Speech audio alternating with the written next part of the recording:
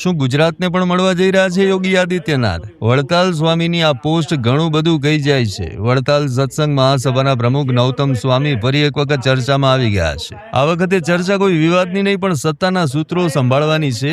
યોગી આદિત્યનાથના શાસનથી પ્રભાવિત થઈ સ્વામીએ સોશિયલ મીડિયા પર એવી સ્ટોરી મૂકીને કે લોકોમાં કુતૂહલ જાગી ગયું. તેમણે સ્પષ્ટ કર્યું કે રામ મંદિર બનાવનારી પાર્ટીના એજન્ટ કહેશો ને તો પણ મંજૂર છે. શું આગામી દિવસોમાં નૌતમ સ્વામી ભગવા વસ્ત્રો સાથે વિધાનસભામાં એન્ટ્રી લેશે? અત્યારે તો તેમનો અંદાજ સોશિયલ મીડિયામાં આગની જેમ વાયરલ થઈ રહ્યો છે. ઠીક રાખવાનું, એમાં કોઈ આમાં બે એક નહીં. કોઈ કે તું ભાજપનો એજન્ટ છું કે આ મને મંજૂર છે, જા. અમે શું કરવા છીએ એના? તો અમે તો રાષ્ટ્રવાદને પોષીએ છીએ, કોઈ વ્યક્તિને નથી ઓળખતા. શ્રીમદ ભગવદ્ ગીતાજીના પાઠ કોઈ શાળામાં જયારે બોલાશે ત્યારે આપણને એમ થશે કે વાહ ભાઈ વાહ, આવું કોણ કરી શકત? આવું કોનાથી થાય? તમે બધાએ રામ મંદિરના કોઈને દર્શન કર્યા કે ના કર્યા મને ખબર નથી.